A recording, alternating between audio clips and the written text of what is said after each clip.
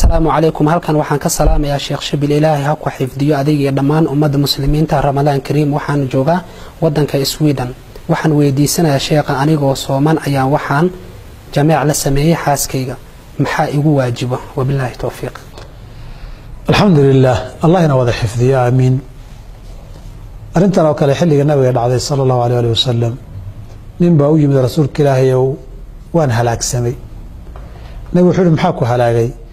وقعت على أهلي في رمضان مالين رمضان ما ريرك يوتجي نبي وحكول عليه الصلاة والسلام أدون حره وحول أدون مبله ما نهيري كره إننا وحنفره يعمله اللي ما إن هذا ما بهيري كرنبا ما لقيه لا ملا وحول هذا باللحدا مع المتصون مالنتينا وعلى قضين لحدا مع الموضوع الصونه اسكحكتنا قفك ولا قدونا يا رمضان مركونا ماضي haddii uu awoodi waayo ama awoodeedii uu kari waayo dee inuu kari waayo iyo in kalena dee isaga Ilaahay baa garanaya.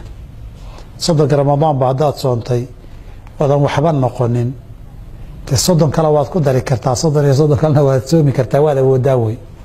laakiin hadday dhacdo qofka waxaa ka dhaceen inuusan awoodin 60 miskiin buu quudinayaa oo mid walba hal mar wax deeqa uu siinayaa.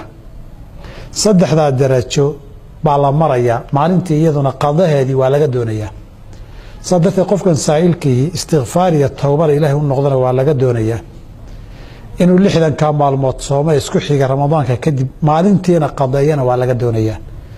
haddii uu awoodi waayo Ilaahay baa ku ogna awoodi waayo run noqotana 60 miskiin mubaddalkeedii qoodinaya billahi tawfiiq. wa tahay ajri xasanaad alla soo koobi karaan Allah ka siiyo.